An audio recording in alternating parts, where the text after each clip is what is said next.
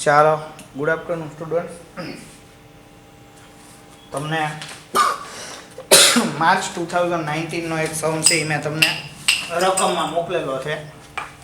તમે જોશો ને તો તમને એક સમ આપેલો છે રંગ ગુલાલ કંપનીવાળો, અને બીજો એક સમ છે એ છે આપણો હિન્દુસ્તાન કંપની લિમિટેડ એવો સમ છે.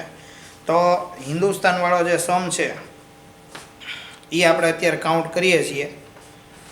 પેલો જે રંગ ગુલાલ વાળો છે આપણે પછી કરીએ. હવે જો તમને ઇન્ફોર્મેશન પ્રોવાઈડ કરી એમાં શું આપ્યું તો કે યર, પછી સેલ્સ અને ટોટલ કોસ્ટ. હવે જો આવી સિચ્યુએશન હોય ત્યારે યરમાં તમારી આગળ છે 2017-18, સેલ્સ છે એ 4 લાખ અને 6 લાખ, ટોટલ કોસ્ટ જુઓ તો 4,30,000 અને 5,50,000. આ રીતે ટોટલ કોસ્ટ છે. હવે જો આમાંથી તમારે ફાઇન્ડ આઉટ કરવાનું છે એ તમને શું કીધું તો તમને કીધું PVR, profit volume ratio, fixed expenses, variable expenses, break even point. દરેક વસ્તુ આપણે જે રીતે જાણીએ છીએ એ જ પ્રમાણે છે. ઓકે, તો તમે હિન્દુસ્તાનવાળો જે સમ છે એમાં આ એક વસ્તુ આપણે ફાઇન્ડ આઉટ કરવી પડશે, કારણ કે પીવીઆર ફાઇન્ડ આઉટ કરવો હોય, ફર્સ્ટ પોઈન્ટ પીવીઆર છે. જો પીવીઆર ફાઇન્ડ આઉટ કરવો હોય તો આપણી ફોર્મ્યુલા શું હોય તો કે C/S × 100. જ્યારે આ વસ્તુ અવેલેબલ નથી તમારી આગળ તો ચેન્જ થઈ જાય ફોર્મ્યુલા, કે ભાઈ change in profit divided by change in sales multiply by 100. આ રીતની ફોર્મ્યુલા થઈ જાય. તો ચેન્જ ઇન પ્રોફિટ તમારે જોઈએ. અહીંયા તમારી આગળ કોસ્ટ છે તો તમે સેલ્સમાંથી ટોટલ કોસ્ટ માઇનસ કરો તો તમને શું મળી જાય? પ્રોફિટ. ઓકે, એટલે કે સેલ્સ માઇનસ ટોટલ કોસ્ટ. આ ખાલી તમને સમજાય એટલે અહીંયા લખું છું, બાકી એક્ઝામમાં લખવાની જરૂર નથી. એક્ઝામમાં ખાલી પ્રોફિટ લખશો તો પણ ચાલશે. 4 લાખમાંથી 4,30,000 માઇનસ કરો તો તમારો લોસ થઈ જાય કેટલા રૂપીસનો? 30,000 રૂપીસનો. અને 6 લાખ અને 5,50,000 જુઓ તો તમારો પ્રોફિટ કેટલો થાય તો કે 50,000 રૂપીસનો તમને શું થશે? પ્રોફિટ થતો જોવા મળશે. ઓકે, હવે ચેન્જ ઇન પ્રોફિટ તમે ચેક કરો તો 30,000 માઇનસ હતું અને બીજા 50,000 એટલે ટોટલ ચેન્જ કેટલો આવ્યો તો કે 80,000 રૂપીસનો ચેન્જ આવ્યો. ઓકે, અને સેલ્સમાં તમે ચેન્જ ચેક કરવા જાઓ તો 6 લાખમાંથી 4 લાખ માઇનસ કરો તો 2 લાખ રૂપીસ છે એ તમારો આન્સર આવે. ઓકે, તો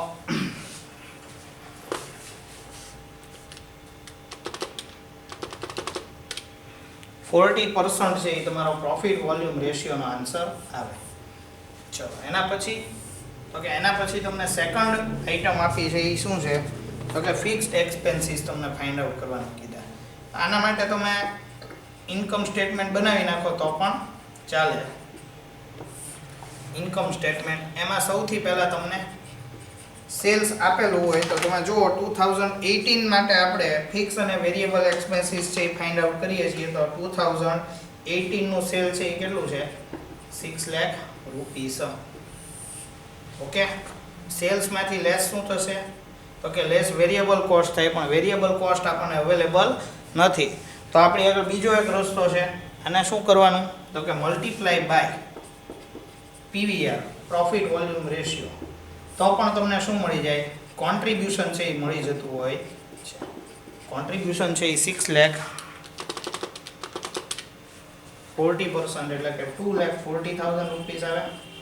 ઓકે, એમાંથી લેસ શું થાય તો કે લેસ થશે ફિક્સ્ડ કોસ્ટ. ઓકે, તો શું મળી જાય તમને?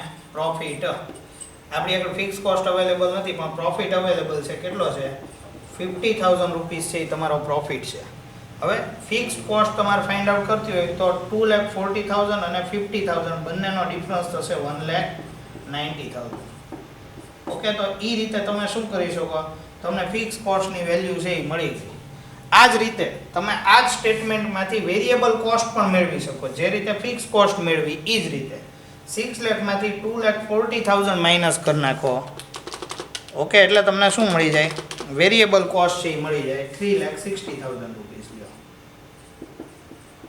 ઓકે, આ પણ આવી રીતે ફાઇન્ડ આઉટ કરી શકાય. પણ છતાંય તમે એમ કહેતા હો સર અમને એક થર્ડ પોઈન્ટ માટે એક કાંઈક ફોર્મ્યુલા કે એવું દેખાડી દો તો થર્ડ પોઈન્ટમાં તમે એવી ફોર્મ્યુલા મૂકી શકો કે વેરિયેબલ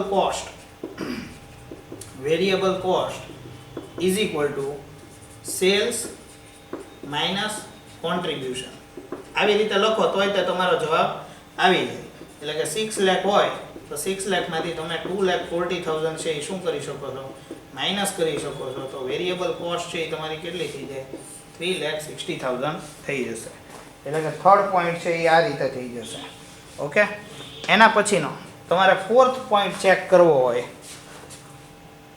તો ફોર્થ પોઈન્ટનો જે આન્સર છે એ આપણે ચેક કરીએ તો ફોર્થ પોઈન્ટમાં આપણને એમ કીધું છે કે break even point in rupees find out કરો. બીઈપી ઇન રૂપીસ તમે ફાઇન્ડ આઉટ કરો. ફોર્મ્યુલા શું થાય તો કે F ડિવાઇડેડ બાય, તમને બધાને ખબર છે કે C અને S અવેલેબલ ન હોય તો એ કેસમાં તમારે શું કરવું પડે? PVR છે એને ધ્યાનમાં લેવા પડે. હવે F છે એ તમે ફાઇન્ડ આઉટ કરી નાખ્યું, કેટલું થયું?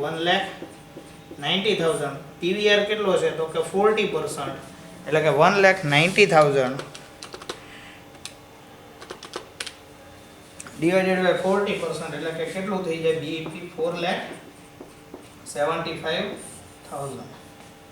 ઓકે, એટલે આ થયો આપણો ફોર્થ પોઈન્ટ. હવે આગળ fifth point, profit when sales is ₹8 lakh. હવે જો તમને શું કીધું? વેન સેલ્સ ઇઝ ₹8 લાખ, તો તમારે શું કરવું પડે? ફરીથી એક વખત ઇન્કમ સ્ટેટમેન્ટ બનાવી નાખવાનું કે સેલ્સ કેટલું છે? સેલ્સ છે ને એ 8 લાખ રૂપીસ છે, મલ્ટીપ્લાય બાય PVR. તો PVR ની વેલ્યુ કેટલી આપણને આપેલી છે તો કે 40%, એટલે કે 40%. ઓકે, તો 40% તમે ચેક કરો તો 8 લાખ ને એના 40% મૂકો તો 3,20,000 રૂપીસ જેવો આન્સર આવે. આ થયું આપણું કોન્ટ્રીબ્યુશન.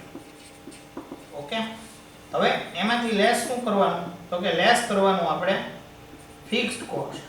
તો ફિક્સ્ડ કોસ્ટની વેલ્યુ છે એ તમારી કેટલી છે તો કે ફિક્સ્ડ કોસ્ટની વેલ્યુ છે 1,90,000 રૂપીસ. 320 માંથી 1,90,000 થી માઇનસ કરી નાખો, પ્રોફિટ આવી જશે તમારો 2,30,000 રૂપીસ. ઓકે, તો આ પોઈન્ટ છે અહીંયા તમારો ફિફ્થ પોઈન્ટ છે એ શું થઈ ગયો? અહીંયા કમ્પ્લીટ થઈ ગયો. હવે 6th અને 7th પોઈન્ટ છે એ આપણે કાઉન્ટ કરી નાખીએ અથવા જોઈ લઈએ. તો પોઈન્ટ નંબર 6 છે એમાં તમને શું ફાઇન્ડ આઉટ કીધું? તો ફાઇન્ડ આઉટ કરવાનું તમને કહે કે સેલ્સ વેન લોસ ઇઝ ₹10,000. જો આ રીતની સિચ્યુએશન હોય તો તમારે કઈ રીતે ફોર્મ્યુલા મૂકવાની કે સેલ્સ રિક્વાયર્ડ વાળી જે ફોર્મ્યુલા છે એ જ મૂકવાની, પણ અહીંયા F - L થશે, F + P નહીં થાય. પ્રોફિટ હોય તો F + P થાય, લોસ હોય તો F - L અને ડિવાઇડેડ બાય PVR. તમે ફિક્સ કોસ્ટ જુઓ તો F તમારી ફિક્સ કોસ્ટ છે એ કેટલી છે? 1,90,000 રૂપીસ, અને લોસ છે એ તમારો કેટલો છે તો કે 10,000 રૂપીસ. PVR છે એ તમારું કેટલું છે? 40%, તો 1,80,000 ડિવાઇડેડ બાય 40%, 4,50,000 રૂપીસ છે એ તમારો આન્સર આવી જશે. ઓકે, હવે આ 6th પોઈન્ટ થયો અને લાસ્ટ પોઈન્ટ જે આપણે કાઉન્ટ કરવાનો છે એ છે 7th પોઈન્ટ. તમને એમ કીધું છે કે if in next year selling price is reduced by 20%, જો સેલિંગ પ્રાઇસ છે 20% થી રિડ્યુસ કરવામાં આવે. હવે જો 2018 માં આપણું સેલિંગ કેટલું છે? 6 લાખ રૂપીસ, અને એમાંથી લેસ તમને એમ કહે કે 20% કરો તો 1,20,000 છે એ તમારા કેટલા થઈ જાય? 6 લાખના 20% 1,20,000 થઈ જાય, એટલે કે 4,80,000 તમારો આન્સર આવવો જોઈએ. બરાબર, આ ફર્સ્ટ પાર્ટ થયો આનો 6th પોઈન્ટ 7th પોઈન્ટનો. પછી તો કે તમને બીજું એક પણ કીધેલું છે કે find out necessary sales to earn profit of ₹1 lakh. એટલે કે તમારે સેલ્સ રિક્વાયર્ડ ફાઇન્ડ આઉટ કરવાનું છે. ફરીથી એક વખત એ જ ફોર્મ્યુલા કે F + P divided by PVR. Okay, તો F છે એ આપણું કેટલું છે? 1,90,000 છે, અને પી એટલે કે પ્રોફિટ છે એ કેટલો છે 1 લાખ રૂપીસ છે ડિવાઇડેડ બાય તમે પીવીઆર કરો કેટલું થાય 40%. તો તમે ચેક કરો તો ટોટલ થાય 1,90,000 plus 1 lakh okay divided by 40% એટલે કે 7,25,000 તમારો આન્સર આવે. તમે કહેશો સર 7th પોઈન્ટમાં આપણને સેલ્સ છે એ 20% થી રિડ્યુસ કરવાનું કીધું તો આનો યુઝ શું? તો આ કેલ્ક્યુલેશન જે તમે કરી એનું કોઈ રિલિવન્સ નથી અહીંયા. આ એક ધ્યાન રાખજો. બે વસ્તુ અલગ અલગ છે ને તમને શું કીધું છે માત્ર ને માત્ર ફાઇન્ડ આઉટ કરવા માટે કહેલું છે. ઓકે તો આપણું કામ છે ફાઇન્ડ આઉટ કરવાનું.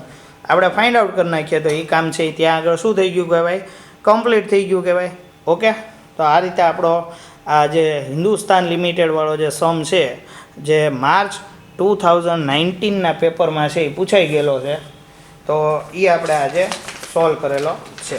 ઓકે તો નેક્સ્ટ લેક્ચરમાં આનો જે બીજો સમ છે રંગ ગુલાલવાળો તો રંગ ગુલાલવાળો સમ છે એ આપણે ત્યારે સોલ્વ કરીશું. ઓકે તો અત્યારે આપણે આટલું રાખીએ છીએ. ઓકે જોઈ લ્યો એક વખત.